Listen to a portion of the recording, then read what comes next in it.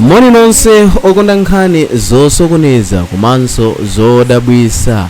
Lero tikambirana nkhani yomwe yakhudza madiplomati, asilikali, mapresident ndi anthu ambiri pa dziko lapansi. Nkhani ndi ya honey trap. Kodi mumadziwa kuti anthu ena amagwiritsa ntchito chikondi, ubwenzi, kukongola kapena ubwino wa munthu kuti apeze zinthu zomwe inu simukufuna anthu atadziwa? Lero ndikuwudzani mbiri yonse ya honey trap, kuyambira ku China wakale, ku Rome, Europe ya Renaissance, kodwo mpaka pa internet lero momwenso zikukhalira. Ndikuonesani amene adachita, amene anakopedwa, momwe ankakopera wanthu, komanso ngati adali wamwamuna kapena wamkazi. Ngani ndi yosangalatsa, yosokoneza komanso yophunzitsa nthawi yomweyo. Koma kuti tidziwe zambiri komanso kumvetsetsa zokhuza honey trap, tiyeni tikhalire limodzi, ndipo langa dzina ndi Mike Thompson.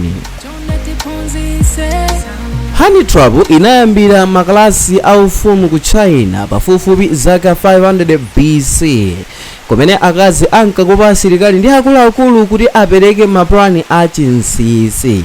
Ku Rome akazi ankagwiritsidwa ntchito kuti apeze zinsinsi za maseneta ndi asilikali akuluakulu. Ku Europe ya Renaissance macourtesans ankagwiritsidwa ntchito kubwenzera ndale kapena kupeza zinsinsi za madiplomati. Njira izi zinapereka mwayi waukulu kupeza mphamvu ndi chinsinsi chachikulu. Mwachitsanzo, mkazi mmodzi wina wa ku China anathandiza boma lake kudziwa njira za makhwalala a asilikali kuti ateteze ufumu wa dziko limeneli la China. Mchaka cha 1914 kulekera mchaka cha 1917, mzimayi wina odziwika ndi dzina loti Mata Hari, yemwe kwawo kunali ku Netherlands, anakopa madiplomati a France ndi Germany mwanjira yochita nawo ubwenzi komanso kukongola kwake kuti apeze zinsinsi za asilikali a maiko awiri amenewa. Koma atachita izi, zotsatira zake anamudzindikira pakuti pa nthawi, ndipo dziko la France linamuombera mpaka kumupha. Mwanjira ina anachita shoot to kill, kupheratu mzimayi ameneyi kamba kuti ankafukula zinsinsi za dziko limeneli la France komanso Germany, koma adagwidwa mu dziko la France. Ndipo mchaka cha 1961 kulekera mchaka cha 1963, mzimayi wina yemwe dzina lake ndi Christine Kira, yemwe ankakopa John Pufmo, yemwe mu nthawi adali Secretary of State for War mu dziko limeneli la UK komanso diplomati wa Soviet. Ndipo yeye adachita ubwenzi ndi John Pufmo, ndipo adachita naye ubwenzi, ankachita naye chikondi, ndipo chifukwa cha kukongola kwake anakopeka nawo a John Pufmo, ndipo anagwiritsa ntchito njira ya chikondi kuti apeze zinthu za chinsinsi za madiplomati. Koma zotsatira zake, dziko limeneli la UK litazindikira kuti a Pufmo ayamba kupereka zinsinsi kwa mkazi, anasiyisidwa ntchito, ndipo dziko limeneli la Britain linagwedezeka chifukwa cha kupereka kwake zinsinsi mu njira imene anagwa mchikondi ndi mkazi wachilendo mdziko lawo. Ndipo mzaka za ma 1950s kufika mzaka za ma 1980s kunali gulu la akazi lotchedwa ma swallows komanso ma ravens amene adali a mdziko lija la Russia, ndipo amenewa anagwiritsidwa ntchito kuti akope asilikali a NATO ndi madiplomati a ku West, ndipo iwo amachita maubwenzi ndi asilikali a NATO komanso kuchita nawo mapate mwa hotelo osiyanasiyana, komanso kukumananso mikumano yosangalatsa kapena mwanjira ina imene anthu amakhala akudyerera kaya kumwerera. Adagwiritsa ntchito mwayi umenewu kupeza zinsinsi, ndipo zotsatira zake zinali kuchita blackmail komanso kuchita liki kapena kuti kuvumbulutsa zinsinsi.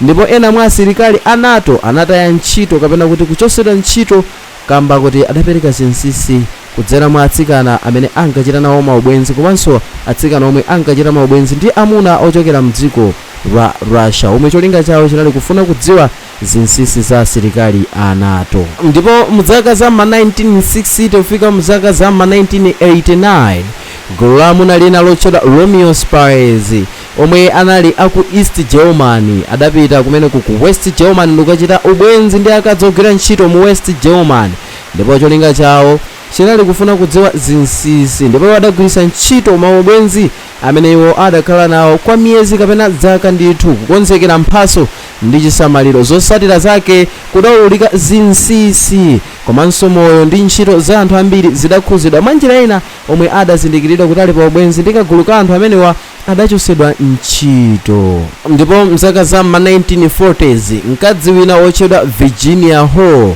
anachita ubwenzi ndi Nazi officer anali mmodzi mwa officers achipani chija cha Nazi mdziko limeneli la Germany. Ndipo m'malo mwake mkazi otchedwa Virginia Hall adachita ubwenzi ndi mmodzi mwa officers kumeneku ku Nazi, ndipo cholinga chake chinali kufuna kudziwa zinsinsi.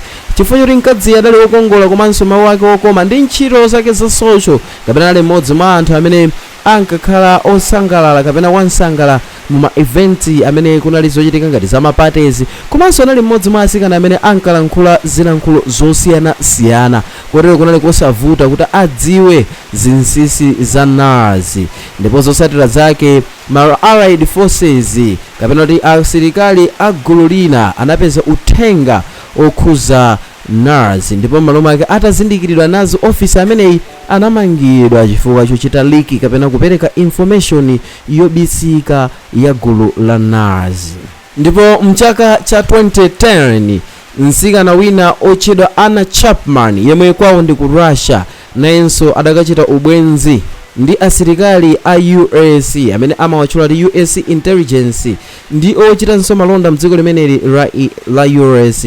Ndipo iye chifukwa adali wokongola komanso anali munthu mmodzi yemwe ankaoneka opatsa chidwi, zinali zosavuta kuti ma US intelligence akopeke naye ndi kuchita naye ubwenzi. Koma zotsatira zake zinali zoti anapeza zinsinsi komano anazindikiridwa kumeneko mdziko la US, koma palibe choyipa chimene adachitiridwa m'malo mwake. Dziko la United States lidamutumiza kwawo ku Russia opanda kumuvulaza kapena kumupha kapena kumuchitira chinthu china chimene ndi choyipa. Ndipo mzaka za ma 1930s kufika mzaka za ma 1960s kunalinso mkulu wina yemwe dzina lake linali King Philby wa double agent ochokera mdziko limeneli la Russia yemwe adatumidwa mdziko la Britain kuti akachite uspy kumeneku akachite target British intelligence ndi ma allies a mdziko limeneli la Britain. Ndipo iye anagwiritsa ntchito njira yochita maubwenzi ndi anthu osiyanasiyana kuphatikizapo amuna ongocheza nawo komanso akazi omwe amachita nawo mchitidwe ogonana ndi cholinga kuti akhale akuchita trust iye ndi kumamululira zinsinsi za gulu la asilikali a mdziko la UK. Ndipo zotsatira zake anapeza zinsinsi ndipo anapereka zinsinsi ku dziko la Russia, ndipo iye atazindikiridwa anathawa mdziko limeneli la Britain kupitira kumeneko mdziko la Russia mu mzinda wa Moscow. Ndiponso nawo dziko la China linagwiritsapo ntchito imene amayitchula kuti Chinese cyber honey trap mzaka zimenezi za ma 2000 momu, ndipo iwo adagwiritsa ntchito amuna ndi akazi amene anawagwiritsa ntchito kuti akachite kope kapena kuti akawakope anthu amene amagwira ntchito ku US military, makamaka ma officers a military ya US komanso ma diplomats ndi ma businessmen mu dziko limeneli la US. Ndipo anagwiritsa ntchito njira ya online dating, yes, njira zija zofunsirana pa intaneti ndikuyamba maubwenzi umamvana pamene paja pa intaneti kakupatsana madate odzakumana ndi kumakhala ubwenzi ndithu wamphamvu. Iwonso adagwiritsa ntchito njira yonga yomweyo, ndipo m'malo mwake adapezeka kuti amunawa chifukwa chakupezeka kuti ali ndi weakness adayamba kululula zinsinsi za mdziko limeneli la US. Ndipo zotsatira zake atadziwidwa amenewa amene ankapereka ma information wa ntchito zawo zinatha, koma chinthu china ndichoona kuti zinsinsi zambiri zinali zitapita kale mdziko la China. Ndiponso dziko la Russia linagwiritsaponso njira ina imene amayitchula kuti Russian cyber honey trap. Ini njira yamakono imene padakali pano ikupitirirabe. Dziko limeneli la Russia limagwiritsanso ntchito amuna ndi akazi omwe amakopa ma diplomacy executive, ndipo mu nthawi yambuyomo anagwiritsa ntchito njira yomweyi pa intaneti pozichita seduce kapena kuzipitisa kapena kuzikopesa kuti amuna aziwafira kapena akazi aziwafira, ndipo nkuyamba maubwenzi apa online ndikuyamba kulumikizana ndikuyamba kutumizirana ma sensitive info kapena kuti mauthenga amene ameneka kukhala obisika, koma chifukwa anthu achita create trust amatumizirana koma osadziwa kuti winayi akufuna apeze chinsinsi cha dziko limene iwo alichita target. So nawonso asilikali a mdziko la Russia adagwiritsanso njira imeneyi. komanso dziko la North Korea lidachitaponso chimodzimodzi, lidagwiritsa ntchito akazi amene ankakopa anthu a mdziko la South Korea komanso madiplomasi a mdziko limeneli la South Korea ndi mabusinessmen, ndipo nkhani yake inali yochita nawo maubwenzi apa intaneti ndi kuyamba kufotokozerana komanso kuyamba kuchita leak information atatha kukopeka ndi atsikana ochokera mdziko limeneli la North Korea. Izi zidachitika mzaka za ma 1990s, ndipo mzaka za ma 1980s kufika mzaka za ma 2000 dziko la Iran lidachitaponso chimodzimodzi pogwiritsa ntchito njira imeneyi imene akuti Iranian honey trap, ndipo iye anagwiritsa ntchito akazi amene cholinga chake chinali kufuna kukopa anthu achizungu kapena kuti anthu a maiko aku west, ndipo iwo amatumiza anthuwa kupita maikowa ndiomwe akachita ubwenzi ndi anthuwa, ndipo iwo amakazichita seduce mwaokha mwadala podziwa kuti amuna ambiri ndi okopeka samachita kufoka, amazichita seduce kapena kuti kuziperekera okha kwa amuna, ndipo amachita ubwenzi ndithu umene umakhalisa nthawi yayitali, koma zotsatira zake zinali zona zoti zinsinsi za maiko osiyanasiyana zidakhala zikuulusidwa zochokera kumeneko ku maiko aku west, ku maiko aku azungu, kumene kuli maiko ngati achina America ndi ena otero. So zimenezi zakhala zikubweretsa mgwedengwede maka pa nkhani ya diplomatic, chifanyana zoti maiko ena amagwiritsa ntchito njira imeneyi kupezera zinsinsi za maiko ena.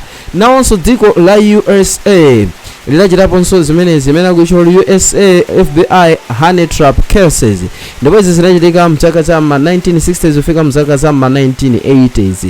ankagwiritsa ntchito akazi ndi cholinga kuti apeze anthu amene akukhuzidwa ndi milandu mdziko limeneli la US pogwiritsa ntchito azimayi kuti azipita azikazichita seduce ndi kuchita maubwenzi ndi anthu osiyanasiyana, komanso kufuna kuzindikira anthu achilendo omwe ali mdziko limeneli la US koma amene sakukwanisa kuwapeza, ndipo amagwiritsa ntchito njira imeneyi kuti akachite nawo maubwenzi ndi kuzindikira kuti munthuyo ndi ndani, ndipo iwowa ankachita nawo maubwenzi ogonana ndithu. malo mwake chimene chinkachitika pamapeto pa zonse amakwanisa kugwira anthuwa komanso kupeza zinsinsi za anthu osadziwikawo mdziko lawo. Nawonso dziko la South Africa linachitapo imene anke amayitchula kuti South African Honey Trap Operation, imeneyi ndi munyengo ija ya apartheid, ndipo iwo ankagwiritsa ntchito akazi omwe ankakumana ndi anthu amtundu wachi anti-apartheid kapena kuti anthu osusa boma komanso ma diplomasi amayiko ena, ndipo iwo amazichita seduce, ndipo chimene ankachita chidali chonena kuti amapita akachita ubwenzi ndi anthuwo ndi cholinga kufuna kuwadzindikira kuti anthuwa ndi ndani, kuti ndi amene akususa boma, ndipo m'malo mwake amapeza zinsinsi zonse pamapeto pake amawamanga anthuwo. Komanso dziko la India imene amayitchula kuti Indian Raw Honey Trap mzaka za ma 1980s, iwo amagwiritsa ntchito amuna ndi akazi omwe ankakopa anthu amtundu wachipakistani, ndipo iwowa amachitanso njira yonga yomweyi kugwiritsa ntchito intaneti ndi kuchita maubwenzi, ndipo anthu akamvana amayamba kuulula zinsinsi chifukwa chokhulupirira munthuyo. Malo mwake dziko la Pakistan linapezeka kuti zinsinsi zake nazo zidabwera pambalambanda.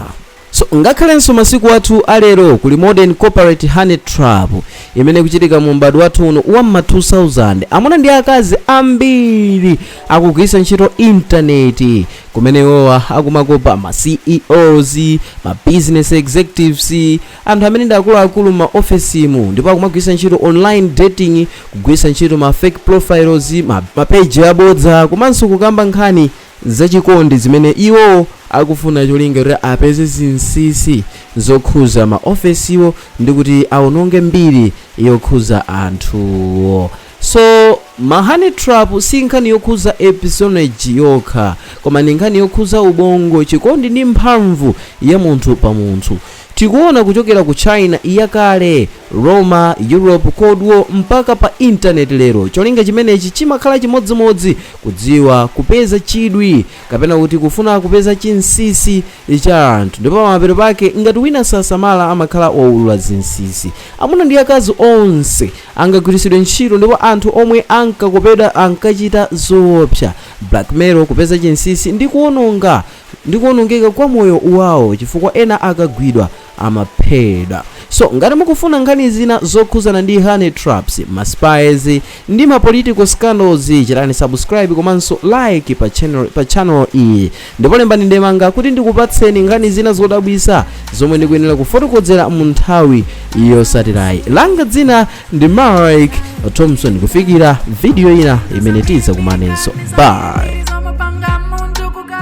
If you wanna know my story, find some vida. If you wanna know your story, find some vida. I'm allowed with the kudziwa through some vida.